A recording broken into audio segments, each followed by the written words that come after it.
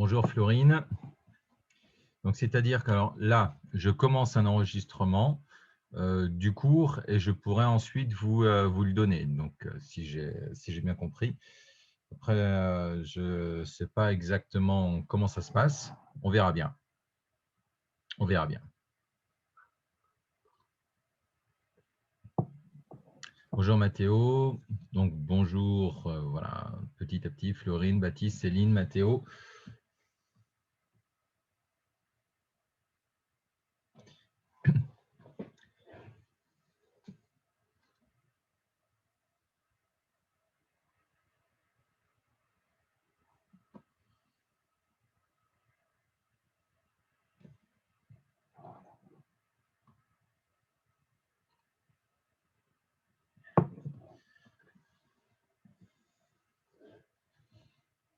Bon, vous avez pu avoir d'autres cours que les spécialités SVT, je présume.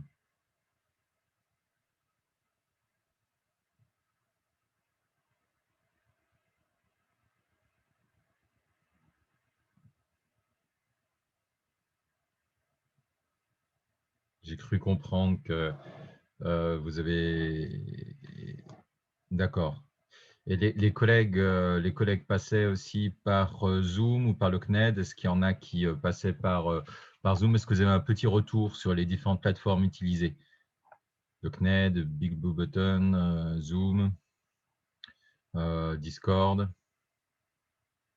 histoire qu'on ait un petit retour sur savoir quelle est la plateforme qui fonctionne le mieux. D'accord. Bonjour Sophia, bonjour Justine.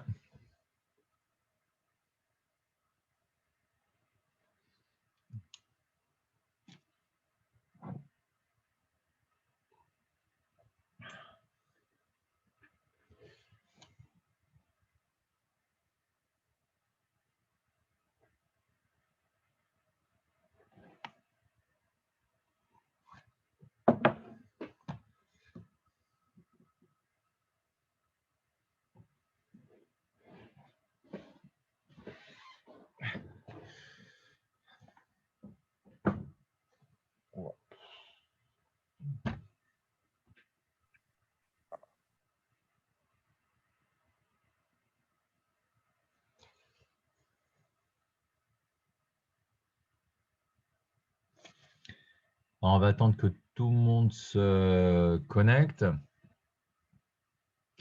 Bon, j'ai rajouté 2-3 choses sur la page d'accueil. Alors, certes, il y a toujours la photosynthèse que vous voyez à gauche avec notre cellule chlorophyllienne, les chloroplastes à l'intérieur qui possèdent de l'amidon. J'ai mis juste au-dessus de moi, là, une molécule de saccharose.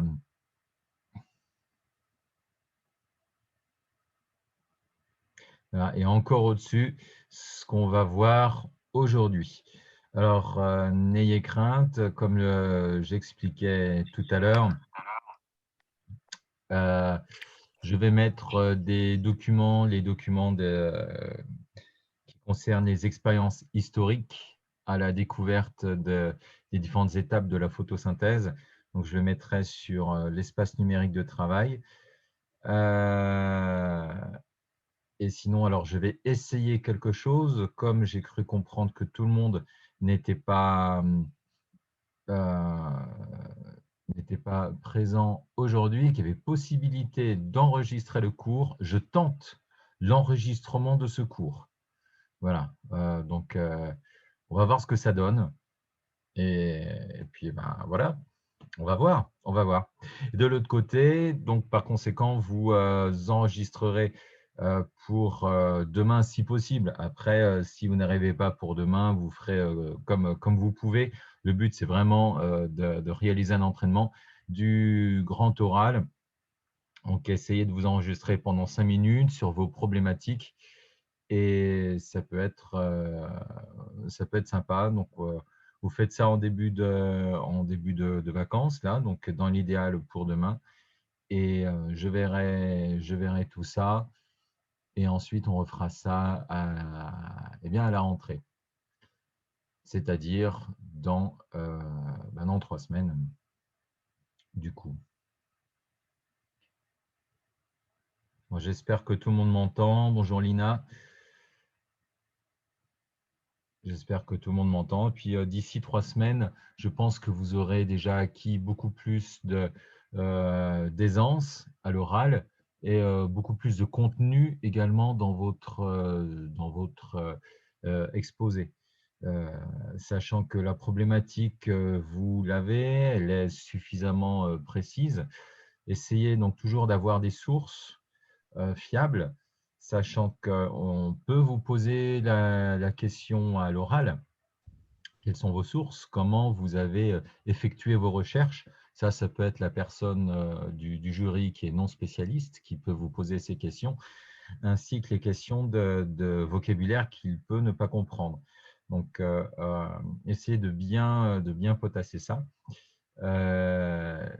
N'hésitez pas donc toujours dans votre oral de mettre quelques chiffres, quelques références. S'il y a une expérience historique, vous pouvez l'évoquer. Et si jamais dans les questions, on l'aborde, étant donné que vous l'évoquez, par conséquent, vous pouvez en parler.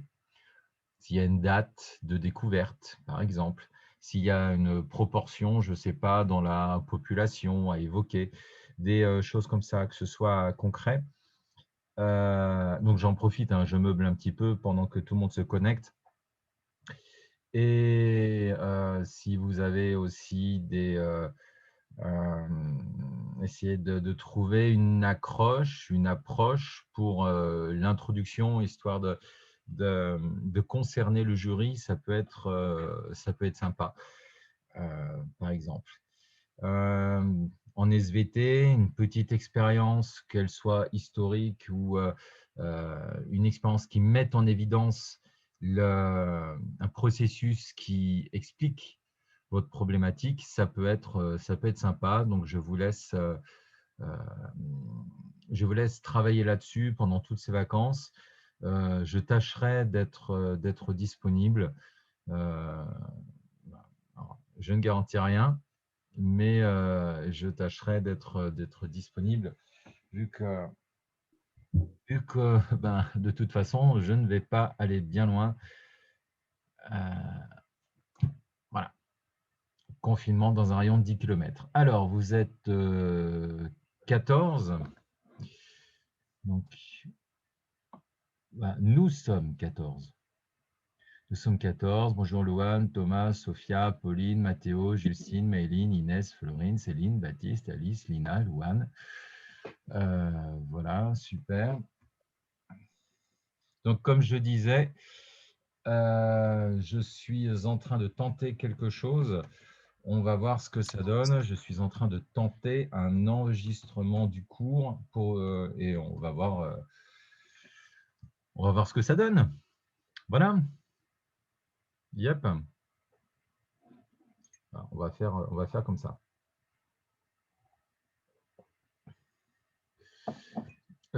Autre chose sympathique, donc vu que vous arrivez, il n'y aura plus de coupure au bout de 40 minutes. Exceptionnellement, la plateforme Zoom, donc pour les enseignants, expose une durée illimitée des visioconférences Zoom, dans le cadre du travail et dans le cadre des dysfonctionnements actuels pour les cours virtuels dans l'éducation nationale. Voilà.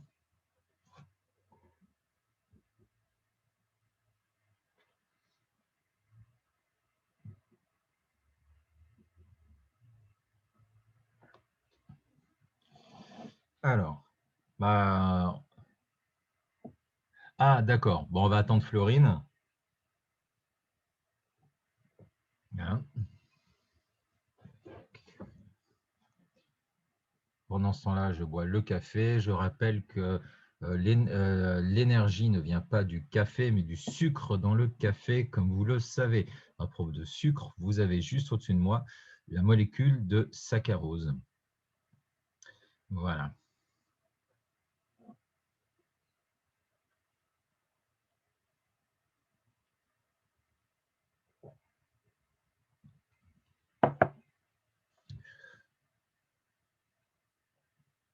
Alors, pendant ce temps-là, alors, le problème, c'est comme il n'y a plus de salle d'attente, je ne vois pas. Alors, il faut que je regarde si elle est revenue, n'est pas encore revenue. Bon. Et puis, on va commencer tout doucement. Ne vous inquiétez pas, Fleurine ne sera pas perdue. Alors, je vous présente ici une petite introduction. On y reviendra plus tard. Peut-être que vous connaissez Arnas, c'est juste à côté de Villefranche-sur-Saône. Bon, alors vous ne pouvez pas y aller actuellement parce que c'est au-delà des 10 km autorisés, mais vous avez l'arbre le plus majestueux du département du Rhône, voilà, qui est un cèdre du Liban, comme les cèdres que nous avons dans la cour du lycée. À peu près 30 mètres de haut, tricentenaire, et quasiment 8 mètres de circonférence au niveau de la base du tronc, ce qui est plutôt pas mal. Enfin, ce qui est quand même dingue au niveau des espèces végétales. Et si vous voulez vraiment savoir, l'arbre le plus haut de France se situe, alors non pas dans le Rhône, mais dans la Loire, mais vous avez l'un des plus hauts de France dans le Rhône. Et donc, il se situe dans le Beaujolais, dans le Beaujolais vert. Donc, pas bien loin. Il fait 54 mètres de haut. Voilà. C'est un pin douglas. Donc là, je meuble un petit peu, hein. Voilà, c'est un pin douglas, sachant que le pin douglas n'est pas un pin. Voilà, le nom de genre que vous voyez là, ici, avec une majuscule, c'est Pseudotsuga, et le nom d'espèce, Menziesi. Il est assez couramment planté. On verra ça sûrement lorsqu'on va faire la plante domestiquée, mais je l'aborde parce que c'est c'est, plutôt sympathique, on va dire plutôt intéressant à aborder. C'est une espèce qui est plantée parce qu'elle pousse vite, elle pousse haut, elle pousse droit. Donc, par conséquent, pour la sylviculture, pour l'industrie du bois, c'est absolument merveilleux. Donc, on peut replanter très vite ces conifères. Ce sont des conifères, donc ce qu'on appelle des gymnospermes. Vous avez les angiospermes qui sont les plantes à fleurs, qui font des fleurs, et les gymnospermes qui sont, on va dire, au sens large, les conifères.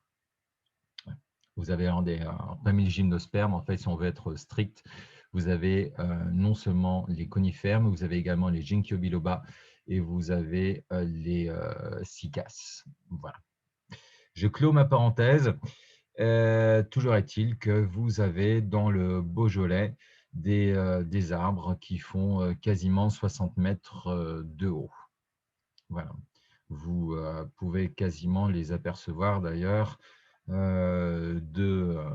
quasiment de chez vous vers, je m'en souviens plus du nom du col. Bref, c'est dans la vallée de la Zergue. Allez, et autre petite anecdote, en attendant que Florine arrive, donc, soit toujours avec Céline, on va voir. Ce qui est sympa, comment reconnaître les pseudotsuga, lorsqu'on froisse les aiguilles, eh bien, ça sent la citronnelle. Voilà. Je pourrais vous en parler pendant des heures, mais ce n'est pas le sujet. Je vous évoque un petit peu d'écologie, ce qui est plutôt pas mal. Alors, allez, rentrons dans le vif du sujet. On a vu la dernière fois, d'accord. Là, je vais faire une autre expérience historique qui est très simple. Une expérience historique qui était réalisée au XVIIIe siècle. XVIIIe siècle, vous connaissez, c'est le siècle des Lumières. Et c'est à partir de ce siècle-là que véritablement la démarche scientifique va être instaurée et devenir systématique, parce que c'est une démarche rigoureuse et plusieurs disciplines scientifiques vont émerger. Vous avez vu ça en enseignement scientifique avec voilà, des grands noms comme Buffon, par exemple, Cuvier, des pères de la zoologie, de la paléontologie, etc. Mignagno? Oui. Alors, bonjour. Alors, je viens de commencer le cours là, donc ne vous inquiétez pas. Alors, qu'est-ce qu'on voit dans cette expérience? Sous une cloche, vous avez une bougie et une souris, une cloche fermée, donc l'air n'est absolument pas renouvelé. Le seul paramètre qui varie, dans une expérience, il faut qu'il y ait un seul paramètre qui varie. Si dans votre grand oral, vous abordez une expérience, c'est bien de pointer du doigt le paramètre qui varie. Ici, on rajoute une plante chlorophyllienne.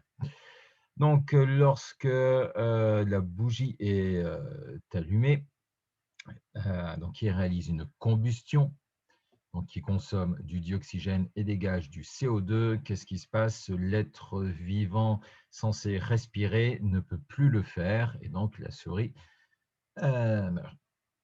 Faute manifestement de dioxygène, vu que la bougie le consomme et que l'air n'est pas renouvelé. En revanche, lorsqu'on intègre sous la cloche une plante chlorophyllienne, on insiste bien qu'il s'agit d'une plante verte, elle doit être chlorophyllienne, et en présence de soleil, auquel cas la souris qui consomme du dioxygène, manifestement est vivante, donc elle peut consommer du dioxygène. D'où vient ce dioxygène? Manifestement, le seul paramètre qui varie, c'est la présence ou non de cette plante verte. Par conséquent, on en déduit que la plante verte fournit le dioxygène nécessaire à la vie de la petite souris. Jusque-là, tout va bien?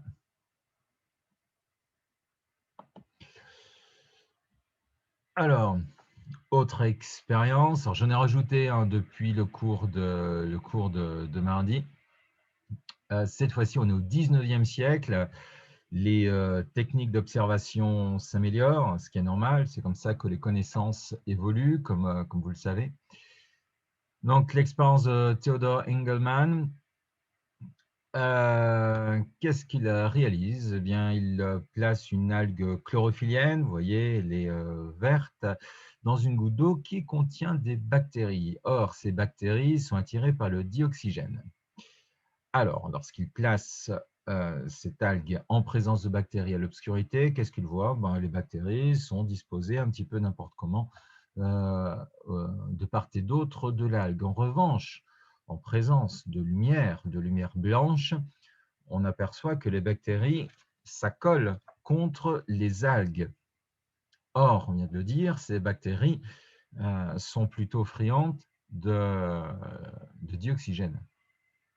Par conséquent, on peut en déduire que l'algue, en présence de lumière, fournit le dioxygène. Et ça, c'est plutôt sympathique.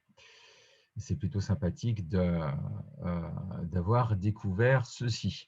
Encore une autre expérience qui met en évidence la production de dioxygène par les organismes chlorophylliens. Néanmoins, il va plus loin. Pourquoi?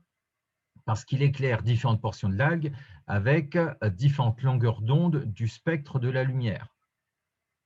Et ça rejoint ce qu'on avait fait en première, en enseignement scientifique. Je ne sais pas si vous vous souvenez. Donc, il y a plusieurs...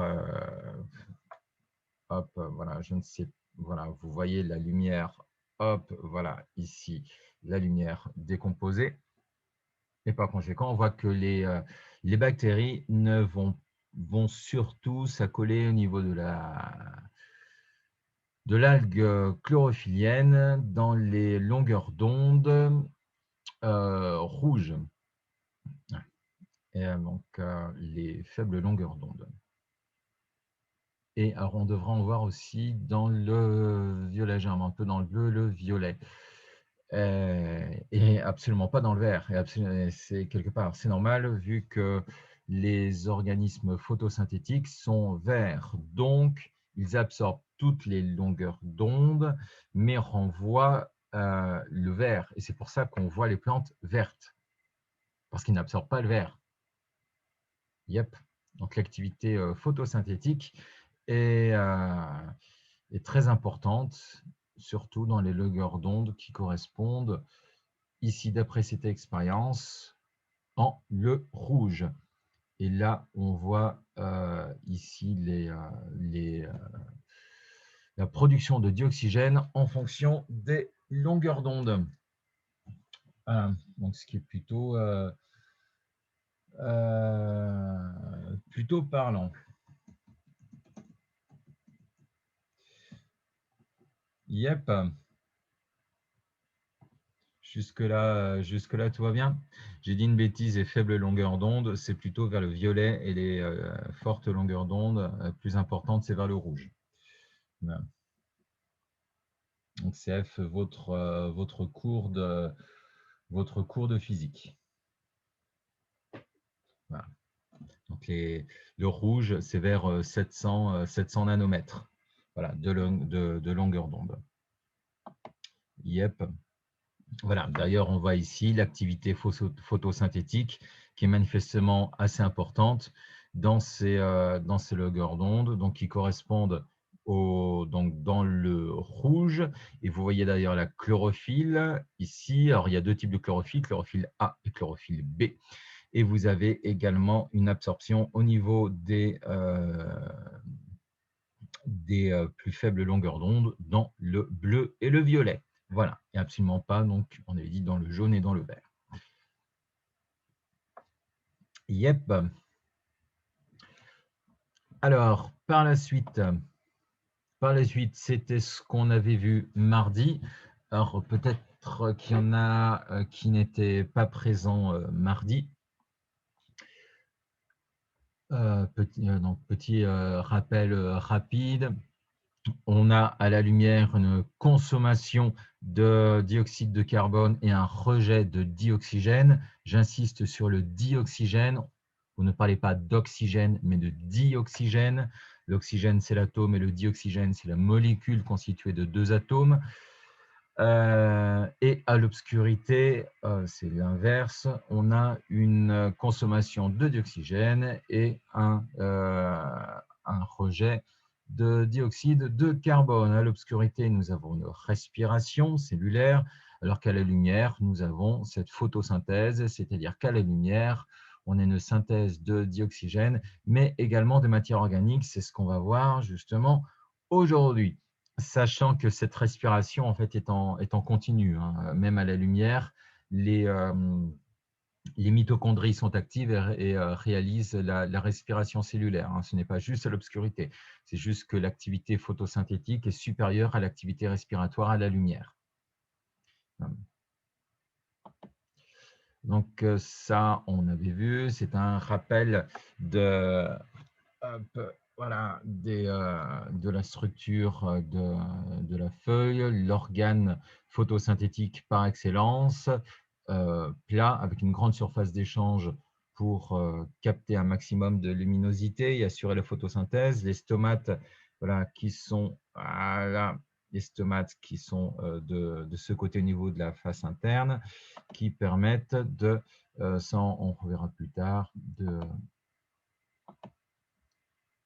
les stomates, donc d'assurer les échanges gazeux. Donc, on avait vu comment étaient constitués les chloroplastes. Vous vous souvenez, ce qui est important de voir, outre les rappels sur la théorie endosymbiotique de mardi, avec non seulement la taille, la structure d'une cellule prokaryote, on avait vu qu'à l'intérieur, vous avez ce qu'on appelle des thylakoïdes qui s'empilaient en granum dans un liquide qui s'appelle le stroma.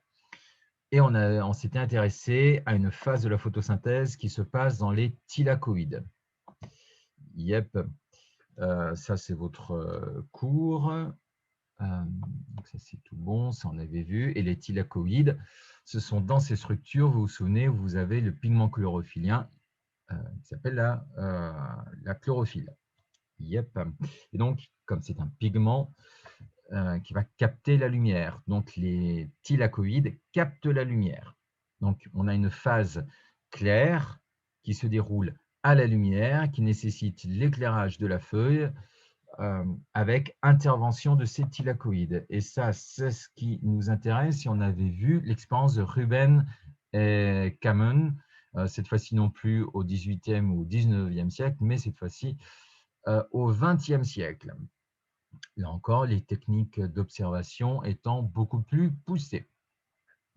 Et on avait pu voir, grâce à cette expérience, vous vous souvenez, mettre en évidence que le dioxygène qui était libéré ne venait pas du CO2. On aurait pu croire, vous vous souvenez, que le CO2 était capté au niveau des stomates, que la plante intégrait le carbone pour fabriquer ces molécules carbonées de type sucre, glucides, amidon, saccharose, etc. Et ensuite relâche le dioxygène. Non, que nenni, ce n'est absolument pas ça. Et grâce à cette expérience où l'on marquait via un isotope radioactif de l'oxygène, eh bien, suivre le comportement, le trajet de l'atome d'oxygène. Et on avait pu voir que le dioxygène, l'oxygène du dioxygène venait de l'eau qui était puisée au niveau des racines. Et par conséquent, l'oxygène qui était présent dans la matière organique qui était fabriquée lors de la photosynthèse, eh bien, venait de l'oxygène, du CO2 qui était capté au niveau des stomates. Yep. Donc, évidemment, pour appuyer son hypothèse, donc, il a fait les deux expériences. Il a d'abord marqué l'oxygène du CO2, puis l'oxygène de l'eau. Donc, il faut toujours vérifier son expérience, réaliser plusieurs expériences, les conséquences vérifiables, ça c'est important en sciences. Donc ça, on l'avait vu, justement, c'est ce dont je viens de vous expliquer. Et cette phase, on en était resté là, c'est ce qu'on appelle la photolyse de l'eau. Photo, ça veut dire lumière, et lyse, casser, dégrader l'eau. L'eau est du coup décomposée en dioxygène et et bien du coup, et j'ai fait une petite erreur dans votre cours et vous le corrigerez tout à l'heure, et en électrons et en protons. Voilà, donc deux atomes d'eau, deux molécules d'eau à la lumière va être décomposées en une molécule d'O2 et en 4 ions H+, et 4 électrons. Voilà. Donc ça, c'est important. Du coup, c'est ce qui se passe à la lumière. Vous avez cette production d'O2 qui se fait directement au niveau de la feuille. Yep. Donc c'est cette partie à gauche qui est importante. À la lumière, au niveau des thylakoïdes, c'est la phase claire de la photosynthèse. Vous avez l'eau qui est décomposée en molécules de dioxygène. Yep. Et alors, où vont ces ions H+, où vont ces électrons? Eh bien, tout comme lors de la respiration cellulaire, ce qu'on avait vu, vous avez des molécules qui acceptent les électrons, qui acceptent les ions H+. Vous vous souvenez, ce sont les coenzymes réduits. Que soit on les appelle R, RH2, soit NAD, NAD+, NADH2. Alors ici, c'est marqué NADP+, NADPH. Bref, toujours est-il que ce sont des coenzymes réduits. Peu importe leur nom, retenez que ce sont des coenzymes réduits. Et vous avez également production d'ATP. Donc ça, c'est assez important. Alors ça, c'est votre cours. Et donc justement, là, attendez que je fasse, voilà, là, voilà, là, ici, là, c'est pas évident. Dans votre cours, j'ai fait une erreur. J'ai marqué que deux molécules d'eau, H2O, donnaient une molécule de dioxygène et j'avais noté dans votre cours 2 H+, plus 2 électrons. Eh bien, c'est faux. La réaction n'était pas équilibrée. C'est 4 H+, et 4 électrons.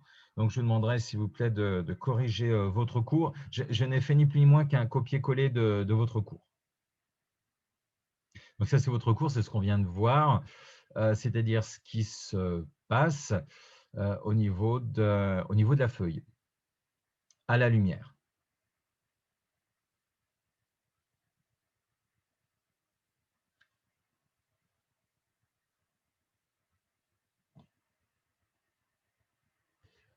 Est-ce que vous avez pu corriger? Oui, super. Donc, bon, très bien. Donc, si je lis le cours, cette réaction que vous venez de découvrir par la réaction via l'expérience historique de Kamen et, et j'ai oublié leur nom, l'expérience historique, je mettrai un document sur le NT. Donc, c'est ni plus ni moins qu'une réaction d'oxydo-réduction. Ni plus ni moins. Donc, vous avez une réduction du CO2, vu que vous avez acquisition, comme vous voyez, d'hydrogène et oxydation de l'eau avec perte d'hydrogène yep, et d'électrons.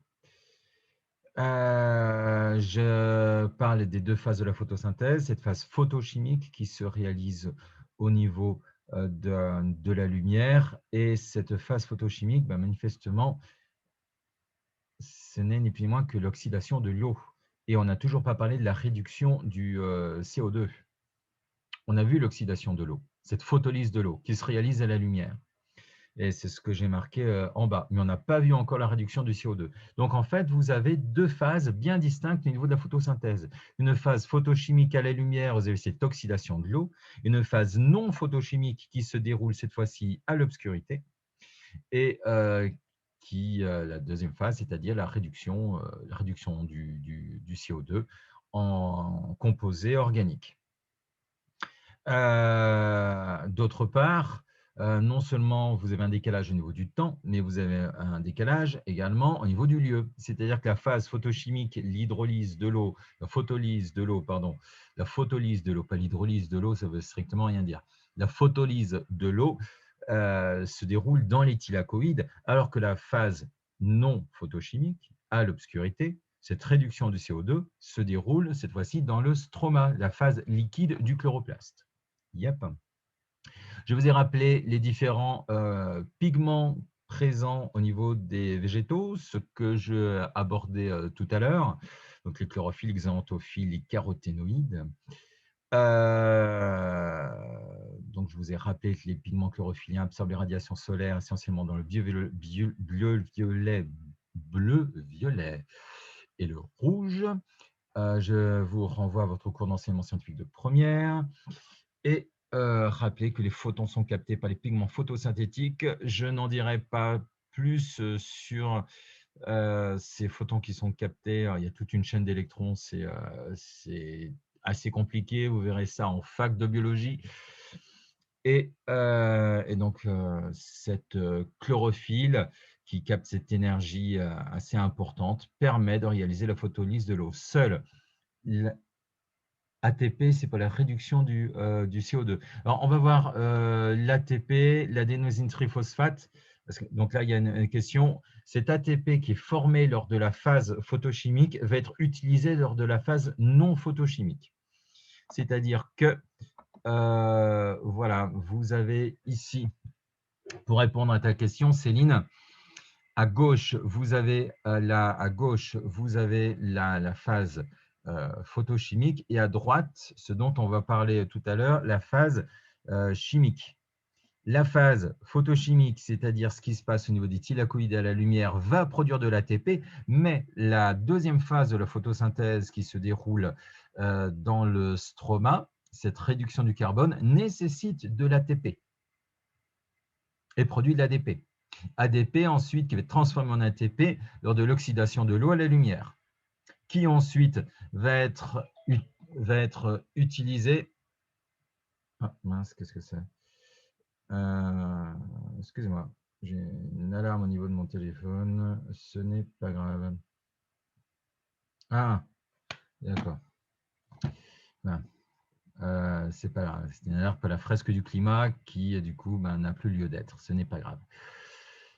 Donc voilà, vous avez vraiment ces deux étapes. En fait, ce schéma-là que vous voyez là, ici en bas, c'est le schéma le plus simplifié possible de la photosynthèse. Ce schéma-là, il est vraiment à connaître par cœur. Celui de votre cours est un petit peu plus complexe, mais si on devait simplifier au maximum, ce serait celui-là. Donc celui-là, il est à vraiment bien comprendre. Bon, alors certes, il est en anglais, mais vous avez bien saisi évidemment le vocabulaire. Le vocabulaire scientifique en anglais, il n'est vraiment pas compliqué à comprendre. Donc néanmoins, si vous avez des questions, je vous laisse continuer à écrire dans le chat.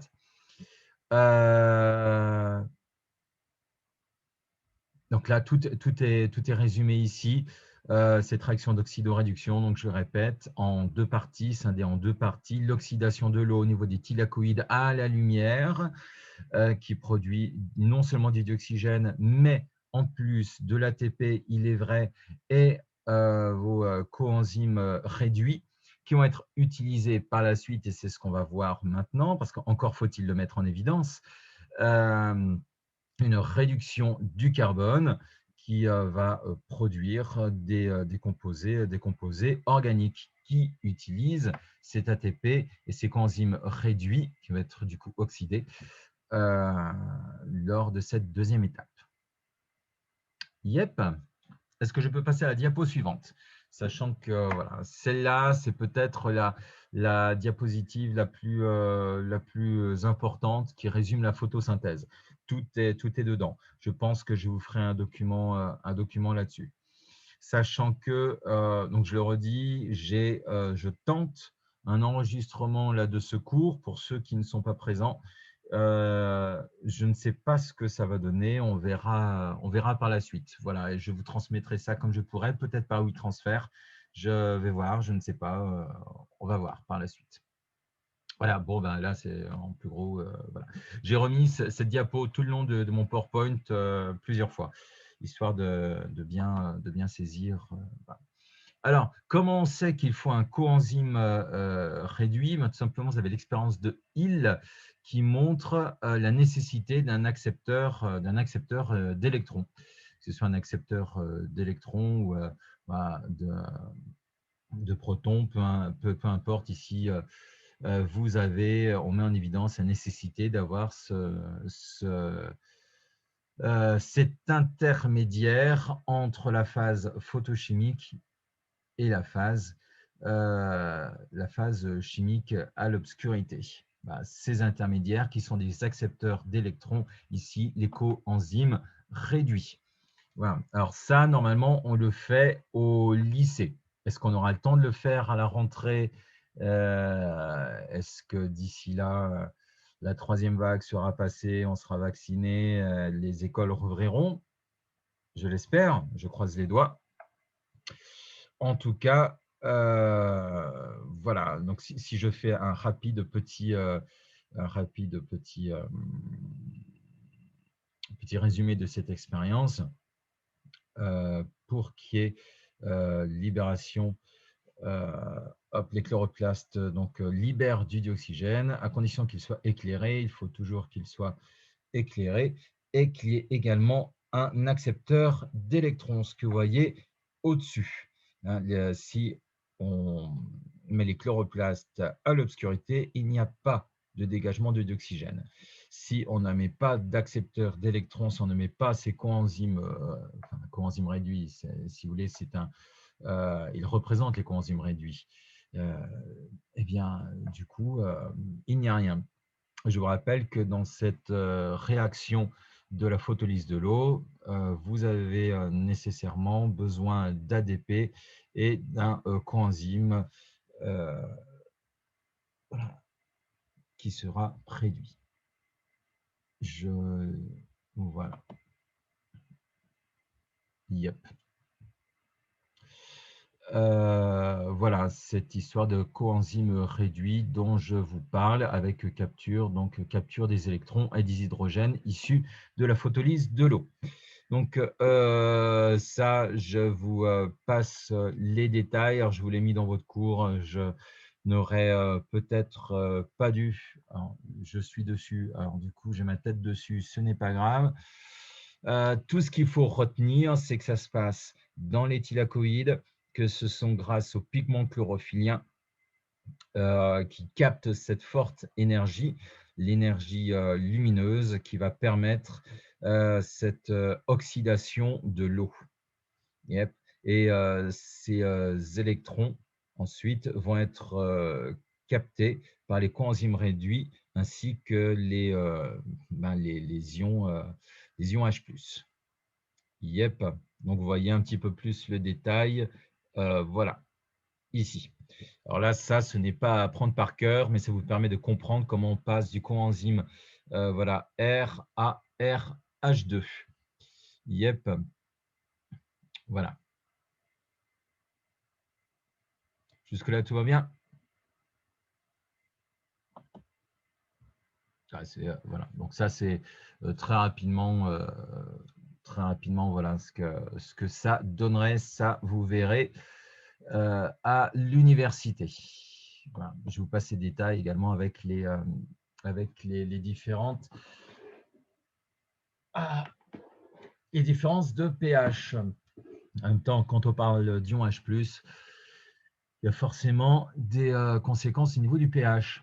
Alors, la phase photochimique de la photosynthèse est juste là. Vous avez compris, on retrouve ce qu'on avait fait lorsqu'on a étudié la respiration cellulaire, les réactions d'oxydation et de réduction. Donc, du coup, on a une oxydation de l'eau, photolyse de l'eau.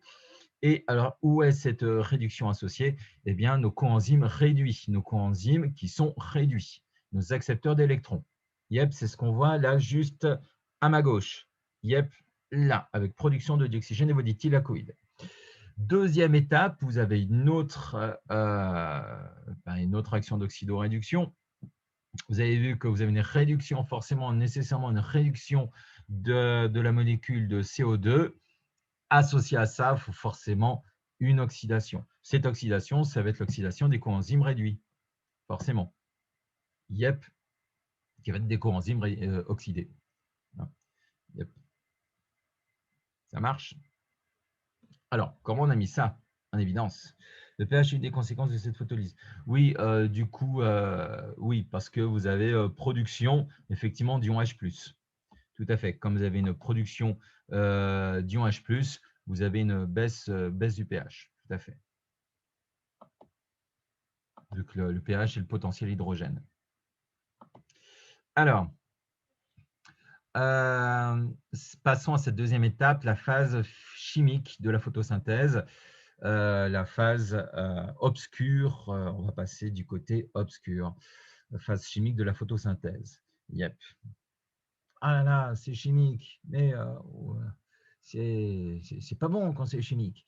Je vous rappelle que chimique, quand on entend dans les publicités, je vous rappelle que les publicités, les 3/4 des publicités sont mensongères et vous manipulent le cerveau. Chimique, ça veut tout simplement dire qu'il fait intervenir des réactions avec des molécules. On est bien d'accord. Voilà. Donc, tout est chimique, tout est chimique. Vous êtes chimique, tout est chimique. Voilà. Ça, ce n'est pas négatif de dire que c'est chimique. Yep. Donc, faites attention dans vos exposés, dans votre grand oral, de dire attention, ce n'est pas bien, c'est chimique. Yep. Ou attention, c'est mieux, c'est naturel. Je le répète, ne le dites pas. Je vous ai donné des exercices pour demain. Ces petits exercices très, très rapides. On reviendra dessus du coup demain en cours. Toujours de sens critique. N'oubliez pas que vous sortiez du lycée avec un sens critique aiguisé, justement par rapport à ce fameux appel à la nature ou avec cet abus de langage du côté chimique et naturel. Voilà. Et vous pourrez voir dans toutes les publicités, à chaque fois, c'est 100% naturel, c'est mieux, c'est d'origine naturelle. Voilà. Donc, ce qui n'est pas pas terrible. Vous verrez l'exercice que je vous ai donné, notamment au niveau du taxol, c'est-à-dire une molécule issue de l'if qui est un poison, poison par conséquent mortel. poison mortel, pléonasme. Quoique, tout est poison, rien n'est poison, c'est la dose qui fait le poison, comme vous le savez, le paradigme de Paracels. Et cette molécule-là est utilisée pour soigner les cancers. Hein, et pourtant, c'est naturel. Sauf qu'on ne va pas dézinguer tous les ifs, on est bien d'accord. Donc, cette molécule, on peut l'isoler et la produire en grande quantité. Et comment? Du coup, on utilise l'industrie pharmaceutique, hein, tout simplement, c'est-à-dire le côté synthétique. On va synthétiser, l'homme synthétise cette molécule et par conséquent, certes, ce n'est peut-être pas d'origine naturelle, c'est une molécule de synthèse, mais elle permet de soigner. Voilà. Et si vous mangez les baies d'olive qui contiennent du Taxol comme ça, eh bien, vous mourrez. Donc, encore une fois, sens critique, faire attention à tout ça. Et tout au long de votre vie, vous verrez cet argument tout moisi, c'est naturel, donc c'est mieux, et c'est chimique, donc c'est mauvais. Donc, tout ça, il faut vraiment faire attention et être très rigoureux au niveau du vocabulaire. Et les membres du jury pourront justement revenir dessus si vous vous trompez. Parfois, certains membres du jury qui ne sont pas spécialistes peuvent parfois justement dire « mais attendez, est-ce que ce ne serait pas mieux si c'est naturel ?» Et là, auquel cas, vous avez des arguments pour revenir dessus. Yep. Donc, faites gaffe aux arguments qui sont purement commerciaux et non scientifiques. On ne confond pas ces deux types d'arguments. Vous avez les arguments pour acheter et les arguments qui permettent de comprendre les connaissances. Alors, revenons à cette deuxième phase. Je clôt ma parenthèse sens critique, pensée critique.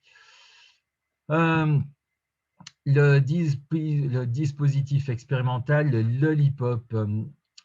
Alors, c'est une expérience très connue, expérience de Kelvin and Benson. Kelvin and Benson, au XXe siècle, hein, pareil. En quoi cela consiste?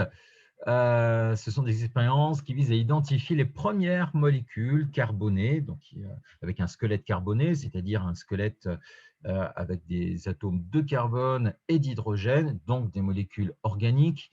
Vous vous souvenez, hein, une molécule organique est toujours constituée d'atomes de carbone et d'hydrogène. Toujours, toujours, toujours. L'eau, par conséquent, n'est pas une molécule organique parce qu'il n'y a pas d'atome de carbone. L'eau est forcément minérale. Voilà. Pléonasme, eau minérale. Là, du coup. Yep. Donc, Kelvin et Benson cherchent à identifier ces molécules carbonées synthétisées par les organismes chlorophylliens à partir du dioxyde de carbone atmosphérique. Kelvin et Benson cherchent aussi à comprendre les réactions diverses que subissent ces molécules jusqu'à la synthèse d'amidon et la destination finale, molécule ultime issue de la photosynthèse, que vous trouvez notamment dans les patates que vous mangerez ce midi, ou pas. Voilà. Dans un dispositif surnommé Lollipop, à cause de sa forme, est-ce que c'est bien Lollipop? Lollipop, c'est une sucette. Voilà, donc voilà, parce que c'est une forme de sucette. Dans un dispositif, ce dispositif-là, à cause de sa forme, une culture d'algues vertes, unicellulaires, des chlorelles, bref, peu importe, des organismes chlorophylliens, sont éclairés par de la lumière blanche. Il est possible d'injecter du dioxyde de carbone, du CO2, marqué au carbone 14. Le carbone 14, qui est un isotope radioactif, comme vous le savez, et de provoquer la mort instantanée des algues en les plongeant dans du méthanol brûlant. Ce dispositif permet de réaliser des expériences sur des temps très courts, compatibles avec la vitesse des réactions, et d'arrêter les réactions brutalement. Par conséquent, on peut choisir d'arrêter à différentes étapes cette réaction photosynthétique. Donc, c'est plutôt pratique et ça permet de distinguer les différentes molécules qui sont synthétisées. Quelles sont les premières, quelles sont les secondes, quelles sont les troisièmes, pardon, pas les secondes, les deuxièmes. Quelles sont les premières, les deuxièmes, troisième, quatrième, etc., etc. L'analyse des algues tuées 5 secondes ou 15 secondes après le début de la photosynthèse est réalisée par une chromatographie qui sépare et permet d'identifier les molécules présentes dans les algues, suivie d'une autoradiographie qui permet de visualiser les molécules radioactives. Bref. Alors, on vous explique que les hexoses sont des sucres, des glucides, soit à 6 carbones. Hexose, ça veut dire comme les hexapodes, qui sont des organismes à 6 pattes. Je vous rappelle que les hexapodes sont les insectes. On ne parle plus vraiment d'insectes en biologie animale, on parle d'hexapodes. Voilà. Mais bon, je vous rassure, vous pouvez toujours dire insecte, hein, comme normalement on ne devrait plus dire poisson en phylogénie, en biologie animale, on ne parle plus vraiment de poisson. En termes évolutifs, ça n'a plus aucun sens. Bref, toujours est-il que ce qu'il faut retenir, c'est que hexose, ce sont des sucres à 6 atomes de carbone. Et les trioses, ce sont des sucres à 3 atomes de carbone. Yep. Donc ça, c'est important, hexose, triose. Beaucoup de ces molécules sont associées à un ou plusieurs phosphates. Et on vous montre, on vous énonce 2 molécules qui sont importantes, le ribulose diphosphate ou biphosphate, c'est la même chose, et l'acide phosphoglycérique, qu'on va noter APG. D'accord? Voilà. Et par conséquent, qu'est-ce qu'on voit? Manifestement, on voit à partir de 5 secondes une grosse tache d'acide phosphoglycérique. C'est intéressant, c'est qu'il y en a pas mal. Et au bout de 15 secondes, des petites taches qui étaient apparues de ribulose biphosphate et d'hexose monophosphate se sont agrandies. Et vous avez d'autres taches qui apparaissent. Est-ce que ça veut dire que l'acide phosphoglycérique est la première molécule issue de la réduction du carbone? Ça peut être pas mal, et que de cet acide phosphoglycérique, vous avez production de ribulose diphosphate, d'hexose monophosphate. Cette conclusion peut être tentante. On va prendre ces 2 molécules, donc l'APG et le ribulose biphosphate ou diphosphate, c'est la même chose, hein, produit, acide phosphoglycérique. Donc, dans différentes conditions, avec CO2 marqué et sans CO2. Donc, avec CO2 et sans CO2, qu'est-ce qui se passe? Lorsque vous avez présence de CO2, vous avez production d'acide phosphoglycérique et de ribulose biphosphate. Ça paraît totalement logique.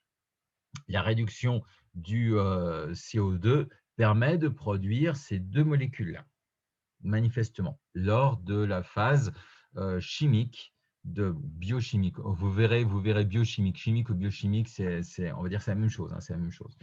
De la photosynthèse, cette phase obscure, ce qui se passe dans le stroma, dans la phase liquide du chloroplaste.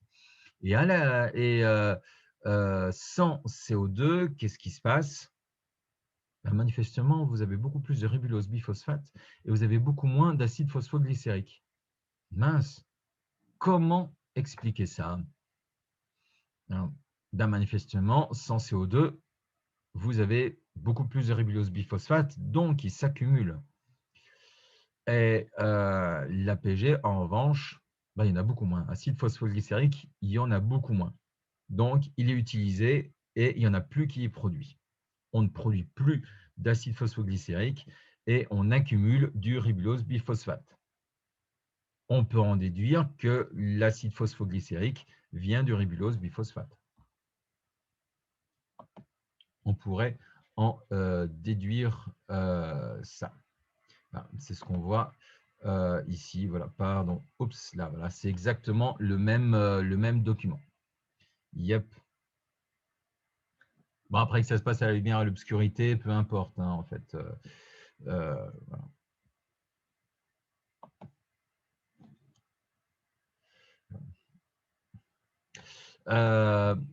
Là, on voit ce qui se passe ici. Par contre, en revanche, ce n'est pas le CO2, mais l'obscurité qui diffère. Le paramètre qui varie, c'est ici l'obscurité. Et là, on a cette fois-ci une accumulation d'acide phosphoglycérique et on a une baisse de ribulose biphosphate. Donc, par conséquent, on en déduit qu'à l'obscurité, vous avez une accumulation d'acide phosphoglycérique et le ribulose biphosphate ne peut plus être produit. En fait, c'est un phénomène cyclique. Est-ce que vous pouvez réexpliquer le lien entre les deux éléments? Alors, vous allez voir, j'ai un document qui va tout récapituler. Et vous allez voir, ce que je suis en train de mettre en évidence, c'est que c'est un phénomène cyclique.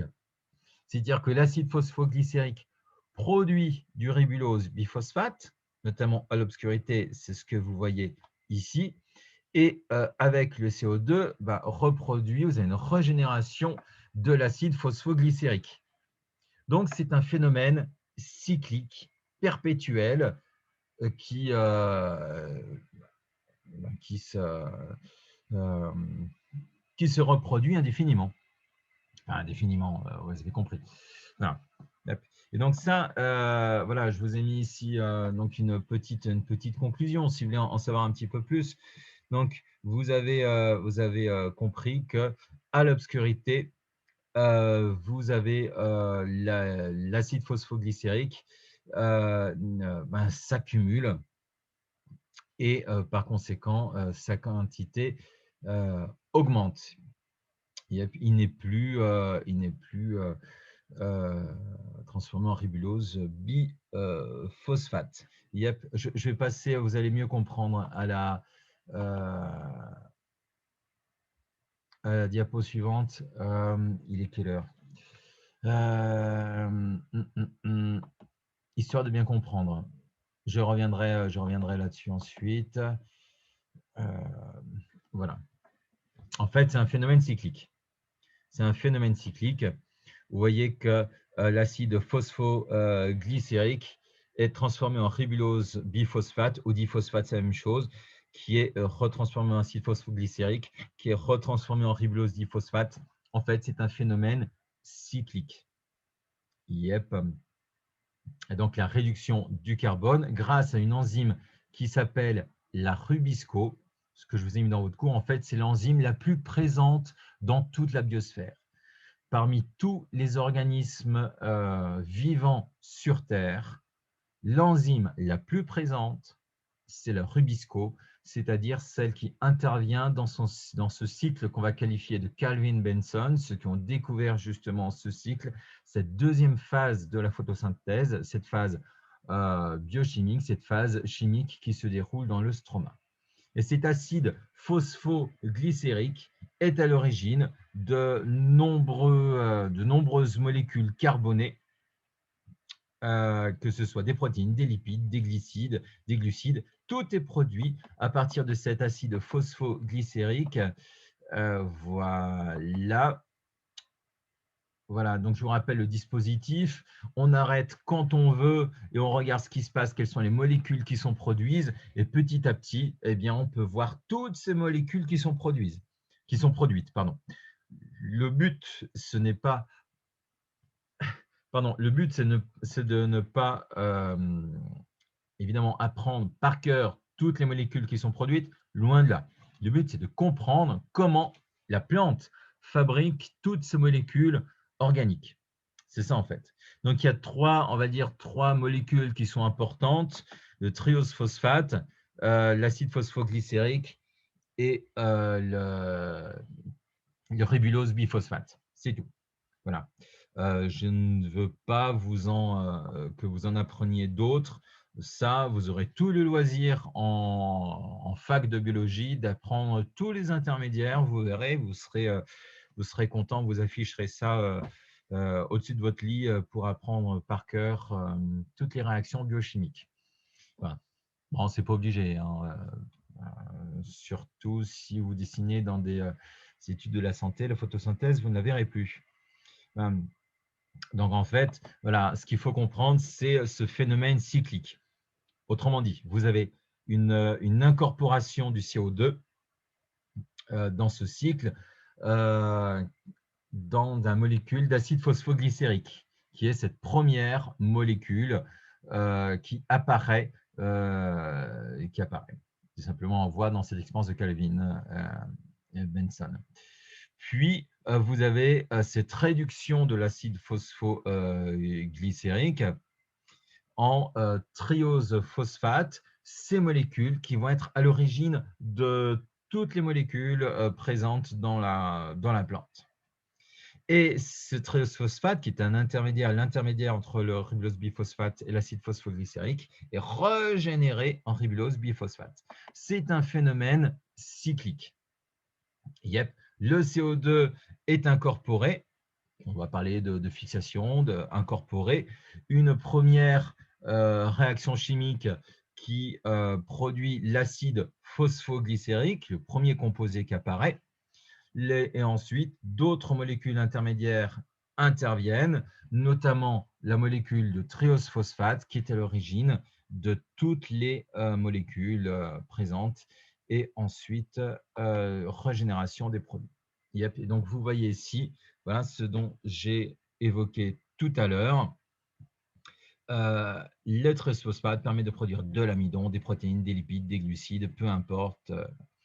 Et ce cycle de Kelvin-Benson utilise les coenzymes réduits et l'ATP issu de la phase claire de la photosynthèse, issu de la photolyse de l'eau dans l'éthylacobide. Par conséquent, voilà, alors bon, ça c'est, voilà, finalement je vais vous le passer parce qu'il n'est pas si simplifié que ça, je n'ai pas envie que vous reteniez des choses voilà, comme ça. Ce cycle de Kelvin-Benson, en rouge, vous avez les groupements carbone. Voilà, vous comprenez un petit peu mieux comment ça se passe. Triose phosphate, vous les voyez, voilà, ici, les trioses phosphate. Triose, vous vous souvenez, c'est 3 atomes de carbone, comme son nom l'indique. Yep. Vous avez un triose phosphate, là, juste là, qui est utilisé. Et ensuite, voilà, vous en avez d'autres qui sont régénérés pour produire le ribulose biphosphate, qui, à l'aide du CO2, va produire du phosphoglycérate. Yep, voilà. Vous comprenez un petit peu mieux maintenant. Je reviens sur ce qui se passe dans le chloroplaste, cette photosynthèse. Maintenant, vous arrivez à saisir toutes les subtilités de la photosynthèse. Une première étape à gauche, la photolyse de l'eau. Une deuxième étape à droite qui se déroule à l'obscurité, le cycle de Kelvin, la phase chimique ou la phase biochimique de la photosynthèse. Avec entre des intermédiaires qu'on a vu avec l'expérience de Hill, des coenzymes réduits et la production et l'utilisation d'ATP. Yep. Voilà, ça c'est un autre type de document, histoire de comprendre aussi un petit peu mieux si ça peut vous aider aussi à comprendre comment fonctionne la photosynthèse au sein du chloroplaste. Yep. Donc ça c'est vraiment le schéma bilan à comprendre.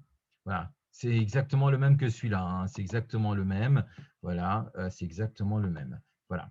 C'est pareil ici, et vous voyez ces différentes réactions cycliques. En fait, vous avez 3 réactions cycliques. Voilà. Je ne vais pas aller plus loin. De toute façon, je reviendrai demain là-dessus. Bilan de la photosynthèse. Voilà, là, vous voyez aussi encore un autre schéma bilan. Encore une fois, peu importe le schéma bilan. Attendez, voilà, matière organique. Voilà, il y a plusieurs types de schémas bilan. Je vous ai mis aussi dans votre cours, voilà, autre schéma bilan. Vous retrouvez toujours ces trois phénomènes cycliques. Voilà, je ne sais pas lequel vous trouvez le plus clair.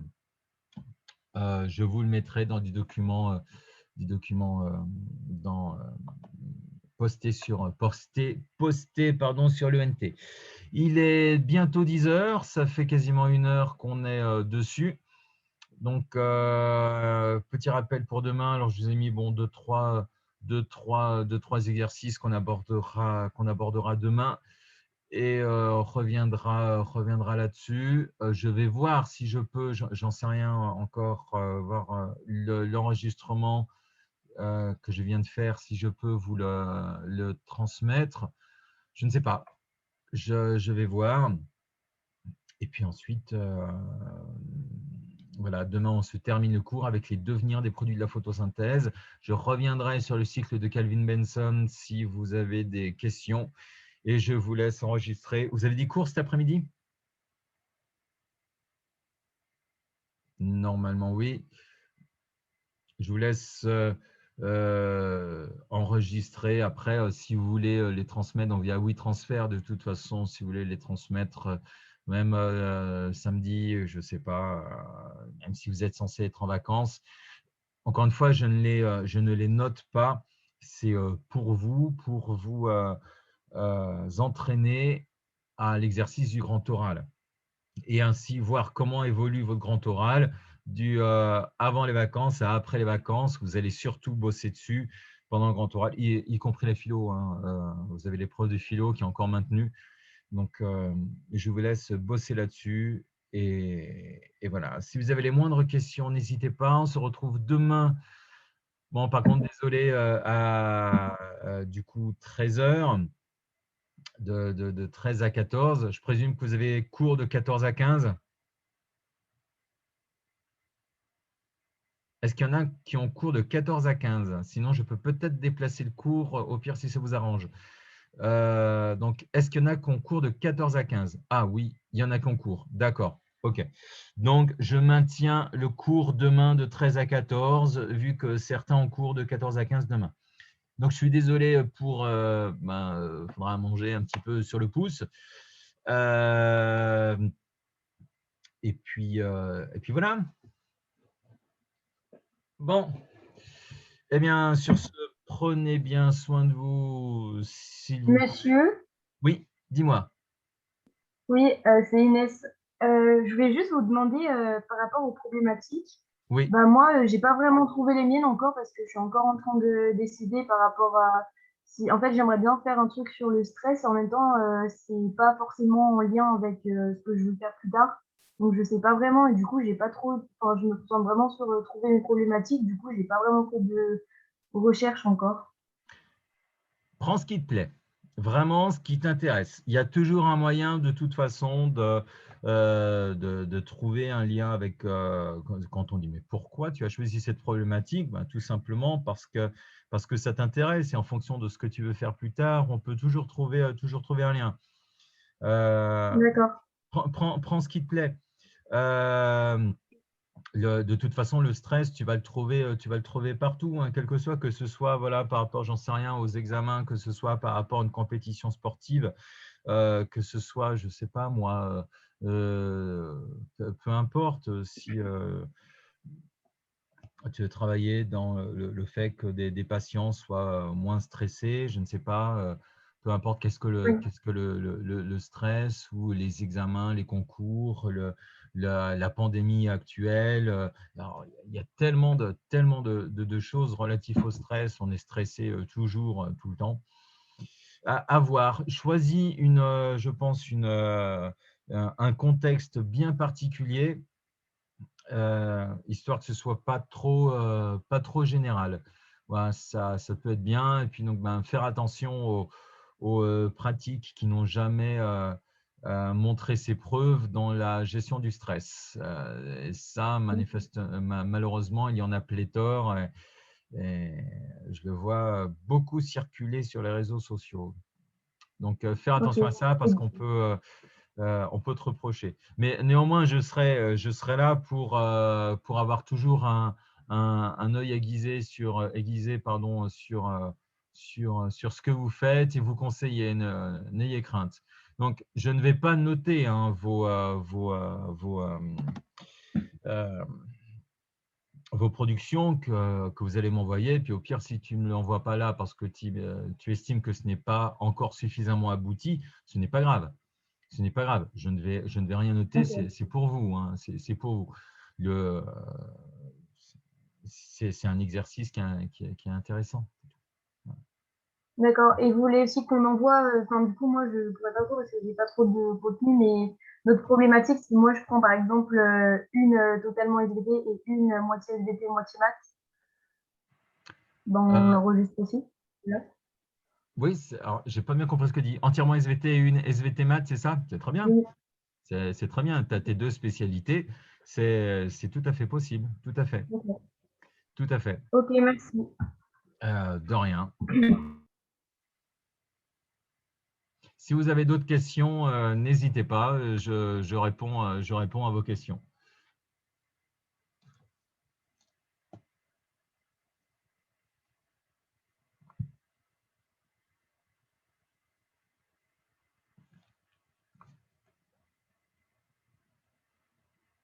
Non, manifestement, bon, ben, je suis content. J'espère que vous avez compris le fonctionnement de la photosynthèse. Je vous ferai un document sur ces différentes expériences historiques pour bien assimiler tout ça. J'ai conscience que c'est pu passer assez vite, donc que vous n'ayez peut-être pas compris toutes les subtilités. C'est l'inconvénient des cours en distanciel, mais bon, on fait avec. Le cours de demain sera un petit peu plus facile pardon, à intégrer, vu que c'est le devenir des molécules organiques. Donc, c'est beaucoup plus facile à intégrer. Mais je reviendrai là-dessus, histoire de bien comprendre. Voilà.